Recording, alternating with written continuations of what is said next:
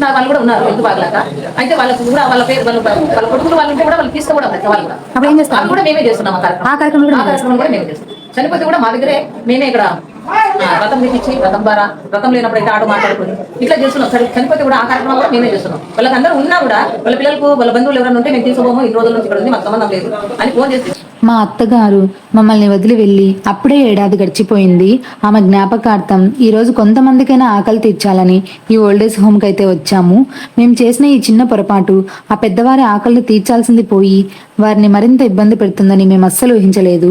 ఈ వీడియోలో old age home ఎలా స్టార్ట్ అయ్యింది, అక్కడ ఉన్న వృద్ధుల కన్నీటి గాథలేంటి, అలాగే రేపు మీరు ఎప్పుడైనా సహాయం చేయాలనుకుంటే మేము చేసిన తప్పు మీరు చేయకుండా ఉండాలి అంటే ఏం చేయాలో ఈ వీడియోలో చెప్తాను. దయచేసి వీడియో చివరి వరకు చూడండి, ఎందుకంటే ఇది కేవలం వీడియో మాత్రమే కాదు, ఒక బాధ్యత కూడా. మేము తెచ్చిన భోజనం చూసి వాళ్ళు చాలా సంతోషిస్తారనుకున్నాము.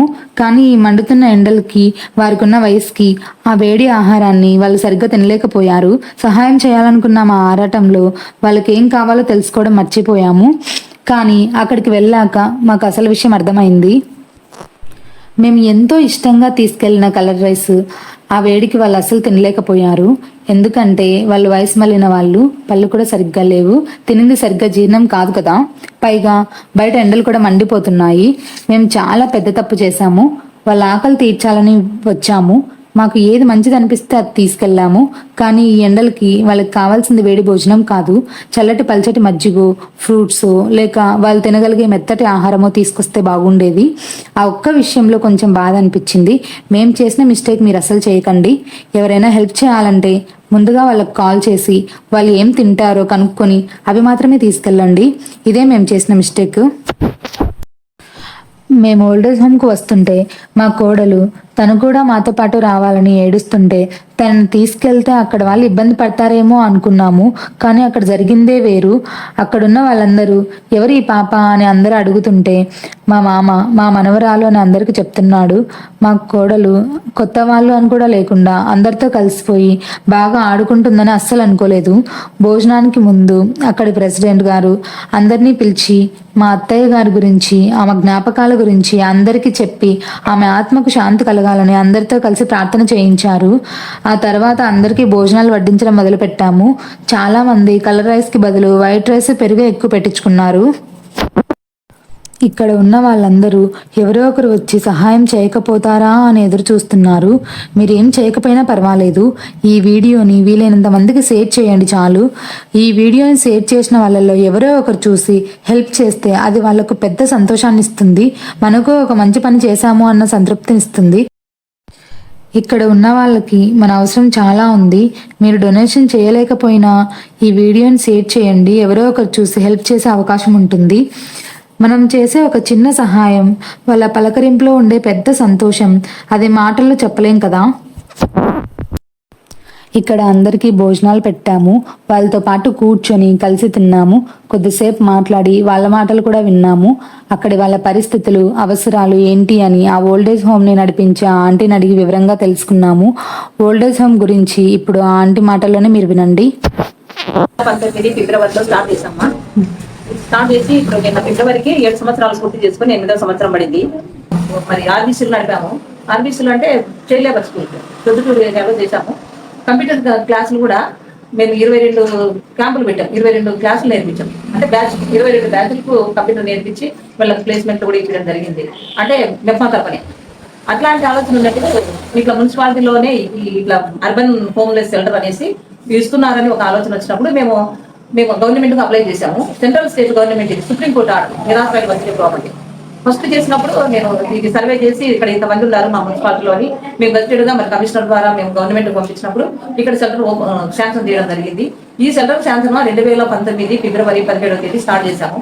అప్పటి నుంచి కూడా స్టార్ట్ చేసినప్పుడు ఒక 5-6 మంది 10 మందితోనే స్టార్ట్ చేసాం. మేము ఫస్ట్ సర్వే చేస్తే కూడా రాకపోతే మరి వాళ్ళని తిరిగి మోటివేషన్ చేసి మేము బస్ స్టాండ్లలో, రైల్వే స్టేషన్లలో, ఫుట్పాత్ల మీద మేము పాంప్లెట్లు కొట్టించి పాంప్లెట్లు పంచుతూ మరి రైల్వే పోలీస్ వాళ్ళకైతే మన మామూలుగా లోకల్ పోలీస్ వాళ్ళకైతే చెప్పి ఎక్కడైతే ఫుట్పాత్ల మీద ఉంటారో వాళ్ళందరినీ కూడా మేము ఇక్కడికి తీసుకురావడానికి చాలా కష్టపడినాం. ఫస్ట్ టైం కష్టపడి వాళ్ళని ఇక్కడ తీసుకొచ్చి ఉండగా మరి 20 మంది, 30 మంది, 40 మంది అట్లా అయినా మరి 2020లోనే భయంకరంగా కరోనా వచ్చింది. కరోనా వచ్చినప్పుడు కూడా చాలా సిస్టమేటిక్ గా మరి ఇక్కడ ఉండడం జరిగింది. చాలా మంచాలు తేడాగా పెట్టడము, వాళ్ళ మాస్కులు ఇవ్వడము, వాళ్ళ శానిటైజర్ వేసి చాలా కష్టపడినప్పుడు మాకు ఇక్కడంతా ఈ సెంటర్ రేకులు అవన్నీ కూడా ముందు ఉండేవి కాదు బయట. అట్లాంటి టైంలో మాకు కమిషనర్ సార్ రంగస్వామి అని అన్నాడు, మరి సిఐ సదాశివయ్య సార్ అని అన్నాడు.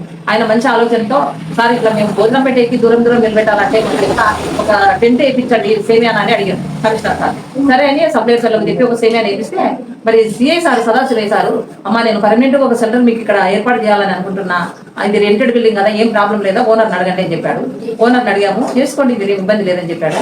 మరి ఆ బయట అంతా ₹1,00,000 పెట్టి సిఐ సారే చూపించాడు. ఆ రేట్లు వేయించేదంతా సదాశివయ్య సారే చూపించాడు. చాలా ఆయన దేవుడు ఎక్కడున్నా మేము ఆయన జ్ఞాపకం చేసుకోవాలా, ఆయన కలుసుకోవాలా. ఆ టైంలో సార్ మాకు మంచి సపోర్ట్ చేశారు. సిఐ సారు కమిషనర్ సార్ ఇద్దరు కూడా. రంజాన్ మాసం వచ్చింది, రంజాన్ మాసం వచ్చినప్పుడు వాళ్ళు అంత సమూహంగా భోజనాలు చేసుకుని తినాలి కదా, అట్లాంటప్పుడు ఆయన ఎక్కడ మీరు ఇది చేసుకోకూడదు కరోనా కదా, పోయి అక్కడ ఆశ్రమం ఉంది, ఆశ్రమంలో అయితే మీరు బాగా తీసుకొచ్చి ముస్లిం సోదరులందరూ కరోనా టైంలో మరి రంజాన్ మాసం అంతా ఇక్కడికే తీసుకురావడము, 3 పూట్ల కూడా భోజనం ఏర్పాటు చేసి మేము కాకుండా 100 మందికి బయట ప్యాకెట్స్ పంచేవాళ్ళం, సప్లై చేసి మేము ప్యాక్ చేసి. మరి ఇక్కడ కరోనా టెస్ట్ చేసే వాళ్ళకైతే మీ డాక్టర్స్ ఎవరైనా వచ్చిన వాళ్ళకు, మరి మున్సిపాలిటీలో ఎవరైనా వచ్చినా, పోలీస్ తరఫున వచ్చినా, భోజనాలు ఎక్కడ హోటల్స్ ఉండవు దొరకవు, మాకు ఫోన్ చేసేవాళ్ళు సార్ వాళ్ళు. సిఐ సార్ అయితే మీ కమిషనర్ సార్ అయితే అమ్మా ఇట్లా బయట నుంచి వస్తున్నారు, మన దగ్గర ఏమైనా భోజనం ఉంటుంది అని ఉంది సార్ అనడం, మేము ప్యాక్ చేసి పంపించడం, ఇట్లా జరుగుతా వచ్చింది. మరి 5 సంవత్సరంలో ఇది గవర్నమెంట్ ప్రాజెక్ట్. 5 సంవత్సరాల వరకు గవర్నమెంట్ తో లింకప్ తో ప్రాజెక్ట్ చేశాము. 5 సంవత్సరంలో కూడా సెంట్రల్ స్టేట్ గవర్నమెంట్ రెంట్, ఇక్కడ 4 స్టాఫ్ అదంతా కూడా జీతాలు ఇచ్చేవాళ్ళు. మరి 5 సంవత్సరాలు అయిపోయిన తర్వాత ఇప్పుడు 5 సంవత్సరాలు అయిపోయి 3వ సంవత్సరం, మళ్ళీ 2 ఏళ్ళు పూర్తి అయిపోయి 3వ సంవత్సరంలో ఉన్నాము. కానీ రెంట్ ఇవ్వరు. ఇప్పుడు 15,000 రెంట్ కట్టాలి, 4,000 కరెంటు బిల్లు వస్తుంది.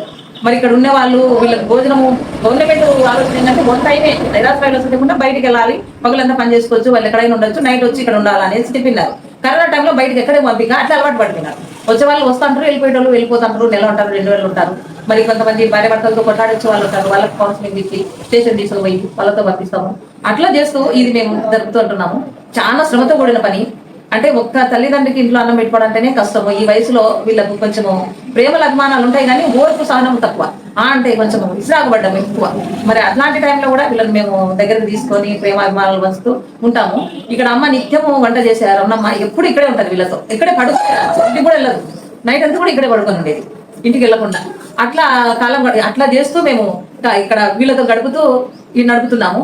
అట్లా నడిపే టైంలో మా దగ్గర కొంతమంది అమ్మాయిలు ఉన్నారు. అమ్మాయిలకు మెంటల్ గా కూడా కొంచెం ఇది హెల్త్ బాగుంది. ఒక అమ్మాయి అంజనమ్మ అని కరోనా టైంలో కట్టు బట్టలతో వచ్చింది, ఏం లేదు, చిరిగిపోయిన బట్టలు వేసుకొని వచ్చింది. సారి ఇక్కడికి పంపించాడు, అమ్మ కొద్ది రోజులు ఈ అమ్మాయిని ఇక్కడ పెట్టుకోండి ఏమన్నా చూద్దామని. ఇప్పటికి కూడా అమ్మాయి మాతోనే ఉంటుంది. అంటే అన్ని మేమే చూసుకోవాలి, ఎవరు లేరు, తల్లిదండ్రులు లేరు, భర్త లేరు, ఎవరు లేరు, పాపం ఒంటరిగా ఉంటుంది. అమ్మాయి బాధ చాలా విపరీతంగా ఉంటుంది పాపం. అంటే ఆ పాప చెప్పుకుంటే మళ్ళీ ఎడ్యుకేటర్, బాగా MBA చదివింది అమ్మాయి. చదివినా కూడా అమ్మాయికి ఎవరు సపోర్ట్ చేసేవాళ్ళు లేక పాపం అమ్మాయి బయటికి పోతే ఏమైపోతుందో అని చెప్పి ఇప్పటి వరకు కూడా అమ్మాయిని మాతోనే పెట్టుకుని మేమే ప్రతిదీ అమ్మాయికి చూస్తున్నాం. అంటే అమ్మాయి యంగు అన్నమాట. ఏం అవసరమో అమ్మాయికి బట్టలు, తిండితో అంటే పెడతాము. ప్రతిదీ మెడిసిన్, ప్రతి నెల ప్రైవేట్ హాస్పిటల్లోనే చూసి మెడిసిన్ ఇప్పించేవాళ్ళం. ఇప్పుడు గవర్నమెంట్ వాళ్ళే ప్రైవేట్ డాక్టర్ ఇట్లయితే కష్టం అనేసి గవర్నమెంట్ హాస్పిటల్కి పట్టుకొచ్చి అక్కడ నుంచి మెడిసిన్ తెచ్చుకోవడం, పోయి నెల మళ్ళీ ఒకరు ఉండి మనల్ని మింగించాలి. ఆమె మింగలేదు, అంటే మిగతాననేది పడేస్తుంది. ఒక మనిషి నైట్ ఖచ్చితంగా టాబ్లెట్ మింగించాలి. ఇట్లా బాధ్యత తీసుకొని ఆమెను మేము రికవర్ చేయడం కూడా జరిగింది. కొంచెం రికవరీ బాగుంది. అట్లా అన్ని చేసుకుంటూ భార్య భర్తలు కొట్లాడొస్తే రీసెంట్గా ఈ మధ్యనే లాస్ట్ వీక్ కూడా ఒక అమ్మాయి కొట్లాడొస్తే 3 days మా దగ్గర పెట్టుకొని మళ్ళీ స్టేషన్ పంపించి స్టేషన్ నుండి ఇక్కడికి వచ్చింది. మళ్ళీ 3 రోజులు ఆమెతో మంచి కౌన్సిలింగ్ ఇచ్చి మళ్ళీ స్టేషన్ తీసుకుపోయి భర్తతో కలపడం జరిగింది. ఇట్లా చాలా సార్లు భర్తలతో కొట్లాడి వచ్చే ఆడలు కూడా ఉంటారు. మిడ్ నైట్ ఎక్కడైనా ఆడలు ఒంటరి కొంటే కూడా పోలీసులు తెచ్చి మా దగ్గర వదిలిపెడతారు. మన స్టేషన్లో స్టే చేసుకోవడానికి తెలియదు. ఏ టైం అన్నా కానీ వాళ్ళని తెచ్చి ఇక్కడికి పెట్టి 2-3 రోజుల తర్వాత వాళ్ళతో మాట్లాడించి మళ్ళీ వాళ్ళ ఫ్యామిలీలో కలపడం జరుగుతుంది. ఇట్లా నిత్యము మేము కష్టపడుతున్నాము. అయితే మాకు సపోర్ట్ చేసే వాళ్ళు గవర్నమెంట్ బోర్డు పెట్టుకున్నానని ఎవరు కూడా సపోర్ట్ చేయడానికి ముందుకు రాలేదు. చాలా కష్టంతో కూడిన పని. డిష్ బిల్లు కట్టాలా, కరెంట్ బిల్లు కట్టాలా, పేపర్ బిల్లు కట్టాలా, మినరల్ వాటర్ తీసుకోవాలా, రెంట్ కట్టాలా, ఇవన్నీ చాలా ప్రయాసపడుతున్నా. నెలకి 50,000 ఖర్చు వస్తుంది. చాలా కష్టపడుతున్నాం. మేము మూసేద్దామంటే మా గవర్నమెంట్ ఒప్పుకోవడం లేదు, మూయకూడదు అనేసి మా ఓపెన్ లోనే ఉండాలంటున్నారు. జనరల్ ఫండ్ నుండి ఇవ్వాలంటున్నారు కానీ మున్సిపాలిటీ నుండి ఫండ్ కూడా ఏమి ఇవ్వలేదు. చాలా ఇబ్బంది పడుతున్నాము. ఎవరైనా ఏమైనా సాయం చేస్తారని ఎదురు చూస్తున్నాం. ఏదైనా అకేషన్ ఉన్నప్పుడు ఫుడ్ ఇస్తారు. వారానికి 2-3 times వస్తాయి. వారంలో 2 రోజులు 3 రోజులు వస్తుంది. ఇంకా మిగతా రోజులు నేను వంట చేసుకోవాలా, పుట్ట వాళ్ళకి పెట్టుకోవాలా. ఖచ్చితంగా కంపల్సరిగా 2 పూటలు అయితే కంపల్సరిగా మధ్యాహ్నం నైట్ భోజనం అయితే కంపల్సరీ ఇవ్వాలి. అందరూ కొంచెం ఏజ్డ్ వాళ్ళు కూడా ఉన్నారు, వాళ్ళకి హెల్త్ బాగాలేకపోతే వాళ్ళు ఒంటరిగా పోలేరు, అంబులెన్స్ వచ్చినా కూడా ఇంకొక తోడు పోవాలా. ఇట్లా కష్టపడి వాళ్ళతో కాలం గడుపుతున్నాం. 8వ సంవత్సరంలో అయింది. దేవుడు మంచిగా ఎంతోమంది ఇక్కడ మందికి హెల్త్ బాగలేక అయితే వాళ్ళకు కూడా వాళ్ళ పేరు వాళ్ళ కొడుకులు వాళ్ళు ఉంటే కూడా వాళ్ళు తీసుకోవడం లేదు. వాళ్ళు కూడా అప్పుడు ఏం చేస్తారు? అది కూడా మేమే చేస్తున్నాం. ఆ కార్యక్రమం కూడా మేమే చేస్తున్నాం. చనిపోతే కూడా మా దగ్గరే మేమే ఇక్కడ వ్రతం తెప్పించి వ్రతం ద్వారా, వ్రతం లేనప్పుడు అయితే ఆటో మాట్లాడుకొని ఇట్లా చేస్తున్నాం. చనిపోతే కూడా ఆ కార్యక్రమం కూడా మేమే చేస్తున్నాం. వాళ్ళకి అందరూ ఉన్నా కూడా వాళ్ళ పిల్లలకు వాళ్ళ బంధువులు ఎవరైనా ఉంటే మేము తీసుకోమో, ఈ రోజుల నుంచి ఇక్కడ ఉంది, మాకు సంబంధం లేదు అని ఫోన్ అంటే వస్తారు, చూసిపోతారు. అంతే చేయడం అయితే ఆ కార్యక్రమాలన్నీ మేమే చేస్తున్నాం. బిడ్డలు ఉన్న కొడుకులు ఉన్నా కూడా మా దగ్గర అంత్యక్రియలు కూడా మేమే చేస్తున్నాం. అవన్నీ చేసి ఇట్లా నడుపుతున్నాము. ఎవరైనా ఏమైనా సపోర్ట్ చేస్తారని కూడా ఎదురు చూస్తున్నాం. ఏమన్నా చేస్తే ఇంకా కొంచెం వీళ్ళకి మెరుగైన మేము సదుపాయం కల్పిస్తేమో. రెండుది చాలా భారంగా ఉంది మాకు. 2 వారం చాలా ఇబ్బంది పడుతున్నాము. అదొకటి సాయం చేస్తారేమో ఎదురు చూస్తున్నాము. మరి మున్సిపాలిటీ వాళ్ళు కూడా జనరల్ ఫండ్ నుండి ఇవ్వాలంటున్నాడు. కమిషనర్ సార్ చాలా మంచి వారు, చాలా సపోర్ట్ చేస్తున్నాడు. కానీ ఆయన సొంతం చేయలేరు, గవర్నమెంట్ నుండి ఏమైనా రావాలి కదా అని ఆశపడుతున్నాడు. అందుకోసం ఇప్పుడైతే ఏం చేయలేకపోతున్నా, ఏమన్నా చేయాలని ఉంది కానీ చేయలేకపోతున్నా అంటున్నారు సార్ అయితే చాలా మంచివారు. ఆ పాతవే మరి ఎన్నో సంవత్సరాల నుంచి పెండింగ్ లో ఉండే బిల్లులన్నీ కూడా ఈ సార్ వచ్చినాక కొంచెం మాకు ఫైల్ కదులుతాం అట్లా చేస్తున్నాడు. మరి మేము మాకు ఎవరైనా మీ యూట్యూబ్ ద్వారా చూసేవాళ్ళు సాయం చేస్తారని మీకు కోరుకుంటున్నాను. Thank you.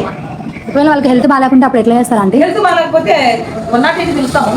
ఆ ఖర్చులన్నీ ప్రొద్దుటూరు అంటే ప్రొద్దుటూరుకి వెళ్తాము. వాళ్ళు ఒంటరిగా తీసుకోవద్దు, ఒక తోడు కావాలి. ఖచ్చితంగా తోడు తీసుకుపోతాం. ఎవరినొకరిని పంపిస్తాము. పంపించి చూపించి ప్రొద్దుటూరు కడప మా దగ్గరకు వచ్చినాక చాలా మందికి కన్ను ఆపరేషన్లు కూడా చేయించాం. హెల్త్ క్యాంప్ ప్రతి మంత్లీ హెల్త్ క్యాంప్ డాక్టర్లు వస్తారు. మేము ముందే పోయి అడుగుతాం, ఇట్లా క్యాంప్ పెట్టాలి సార్ అని. డాక్టర్లు వస్తారు. ఇక్కడ చిన్న వైద్య సదుపాయం అనేది ఇక్కడ ఉన్న వాళ్ళ నొప్పులు మాత్రలు జ్వరం అవి మాత్రం ఇస్తారు. కొంచెం ఏదైనా అయితే ప్రొద్దుటూరుకి వెళ్ళండి అని చెప్తారు. ప్రొద్దుటూరుకి వెళ్తారు. ప్రొద్దుటూరు లేదంటే కడప రిమ్స్కి వెళ్తారు. అట్లా చాలా మందికి కంటి ఆపరేషన్లు అందరూ ఎదురవాలి కదా, చాలా మందికి కంటి ఆపరేషన్లు కూడా చేయించారు. కంటి ఆపరేషన్లు చేయించడం ఒక ఆయన మాత్రం ఇక్కడ నుంచి ఏదైనా పని చేసుకోవడానికి వెళ్తారు. అందరూ కూడా మరి పని చేసుకోవడానికి కూడా వయసు రీత్యా కూడా పోలేకపోతున్నారు. అందులో ఒక అమ్మాయి కాల్తూ అమ్మాయి కూడా హెచ్ఐవి పాజిటివ్ ఆమె కూడా ఒక ఆమె కోసం కూడా ఆమెకు ఏం ప్రూఫ్ లేదు. ఏదైనా పింఛన్ పెట్టిస్తామంటే కూడా అప్పుడు ఎప్పుడో ఎక్కడో ఒక ఆధార్ కార్డు తెచ్చుకుంటే అది పోయింది. ఆమెకు అది కూడా అది కార్డు కూడా ఏం ప్రూఫ్ లేక పెన్షన్ కూడా ఇప్పలేకపోతున్నాం, చేయలేకపోతున్నాం. చాలా మందికి ఇక్కడికి వచ్చినాక రేషన్ కార్డు బుక్ ఇచ్చాము, మార్చుకొని పెన్షన్లు కూడా తీసుకుంటున్నారు. పెన్షన్లు కూడా ఇప్పించాము. గవర్నమెంట్ తో మాట్లాడి కమిషనర్ సార్ ద్వారా పెన్షన్లు కూడా ఇస్తున్నారు. వాళ్ళకి వస్తున్నాయి. ఇచ్చిన వాళ్ళకు వాళ్ళ హెల్త్ పరంగా వాళ్ళకి సరిపోతుంది. అట్లా కూడా చాలా చేశాము. ఆమెకు ఏం చేయలేకపోతున్నాం. ఫుడ్ మాత్రం పెడుతున్నాము. ఏదో పాపం అట్లా 1000 రూపాయలు 50 రూపాయలు అడుగుంటుంది. ఇదంతా హోటల్లో పని చేయకపోతే 10-20 ఇస్తారు. అట్లా చాలా అడుగుతున్నాం. ఆమె పాజిటివ్ ఒక అమ్మాయి కూడా ఉంది అన్నమాట. అది జరుగుతుంది. మెంటల్ అమ్మాయిలు ఉన్నారు. ఆ అమ్మాయి అక్కడ కూర్చున్న అమ్మాయి కూడా మెంటల్. అమ్మాయికి పిల్లలు ఉన్నారు, పట్టలేరు, పిల్లలు ఉన్నారు. ఆ పిల్లలు ఉన్నారనేది కూడా తెలియదు. మరి ఆ పిల్లలు ఆ పిల్లలు వాళ్ళ పెదనాన్న దగ్గర వాళ్ళ బావగారి దగ్గర వాళ్ళేమో ఇక్కడ ఆమెమో ఇక్కడ ఉంది. ఆమె గట్టిగా వస్తుంది. మేమేమన్నా చెప్పి కూడా తినదు వస్తారు. మా తిరిగి వాళ్ళు కూడా మాట్లాడతారు. కానీ ఏం చేయాలా, మాకు మైండ్ సరిగా లేదని మెడిసిన్ వాడతామంటే కూడా మెడిసిన్ వాడలేదు. కొంతమందిని బయట హాస్పిటల్లో ఈ రోజు కూడా ఉన్నారు, మెంటల్ హాస్పిటల్లో ఉన్నారు. మా దగ్గర నుంచి పంపించారు. వాళ్ళ ట్రీట్మెంట్ కోసం పంపాము. మరి ఇప్పుడు కూడా ఇంకా ట్రీట్మెంట్ తీసుకుంటున్నారు. హాస్పిటల్లో ఉన్నారు ఎక్కువ ఉన్నవాళ్ళు. అలాంటివి కూడా మేము కష్టపడుతూ పనిచేస్తున్నాము. ఇక్కడ జాబ్ చేసే వాళ్ళు ఉన్నారా అంటే? జాబ్ చేసే వాళ్ళు ఎవరు లేరు, అందరూ ఇంట్లో ఉండాలి. జాబ్ చేసే వాళ్ళకి ఎవరు లేరు. చదువుకున్నారు, అంతా ఇంట్లో చదువుకొని వచ్చి వెళ్ళిపోతున్నారు. అంత అంటే ఎవరన్నా గని దగ్గరికి, ఫ్యాక్టరీ దగ్గరికి, డాక్టర్ పనికి అట్లా కొంచెం ఏజ్ ఉండేటోళ్ళు వయసులో ఉండే వాళ్ళు ఉండేవారు. ఫస్ట్ వాళ్ళు వదినపులు తెచ్చుకుంటేది వాళ్ళ పనులు వాళ్ళకి అవసరం అయ్యేది వాడుకునేవాళ్ళు. ఇప్పుడు వాళ్ళు కూడా ఎవరు లేరు. ఇద్దరు మాత్రమే ఉన్నారు. ఒక ఆయన రైల్లో అది అమ్ముకుంటాడు. ఇంట్లో ఫ్రూట్స్ జ్యూస్లు అట్లాంటివి అమ్ముకొని వస్తాడు. ఇంకొక ఆయన వచ్చి నైట్కి వస్తాడు, తిని పడుకొని మళ్ళీ పొద్దున వెళ్ళిపోతారు. అలాంటి వాళ్ళు మాత్రం ఇద్దరు ఉన్నారు. అందరూ ఏం పని చేయలేరు, పని చేయని వాళ్ళు మాత్రమే ఉన్నారు. వాళ్ళకి ఇప్పుడు ఒక ఆయన చూడి ఆయన కూర్చున్న ఆయనకు కర్ణాటక ఆయన 86 సంవత్సరాలు ఆయన. ఇప్పుడు ఎవ్వరు లేరు ఆయనకు. మ్యారేజ్ కాలే, ఆయన బ్రహ్మచారి, మ్యారేజ్ కూడా కాలే. అన్నదమ్ములు ఎవరో ఉన్నారో వాళ్ళు ఎక్కడ పట్టించుకోలేదు. రాయచూడు కర్ణాటక. ఆయనకు ప్రతిదీ మేమే చూసుకుంటున్నాం. ఆయనకు రేషన్ కార్డు లేదు. ఫస్ట్ రేషన్ కార్డు ఇప్పించి పెన్షన్ ఇప్పించని చేశారు. కానీ ఆయనకు ఎన్నో బీపీ షుగర్లు అన్నీ ఉన్నాయి. ఆ వచ్చే పెన్షన్ ఆయన మెడిసిన్ కూడా కాదు.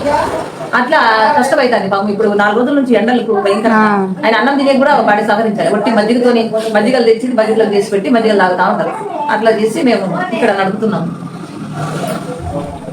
ఇంకా మరి ఇట్లా నడుపుతున్నాము. ఎవరైనా సాయం చేయాలనుకుంటే, చేయాలని కాదు చెయ్యండి, ఎవరైనా సాయం చేయండి. ఇక్కడుండే నిరాశ్రయాలను కాపాడుతున్నాం. వాళ్ళకు కూడా 2 పూట్ల అన్నం పెట్టడానికి చేయూతనివ్వండి.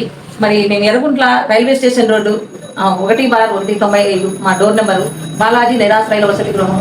మరి రైల్వే స్టేషన్ రూట్లోనే ఎంఆర్ఓ ఆఫీస్కు రైల్వే స్టేషన్ ఈ రూట్లోనే పోతారు. ఇక్కడే మా అడ్రస్. ఫస్ట్ స్టార్ట్ చేసినప్పటి నుంచి ఈ అడ్రస్లోనే ఉంది. ఎవరైనా సాయం చేయాలనుకున్న వాళ్ళు తప్పకుండా మా అడ్రస్ స్క్రీన్ పైన కనపడుతుంది, మా ఫోన్ నెంబర్లు, సాయం చేయాలని కోరుకుంటున్నాం. Thank you.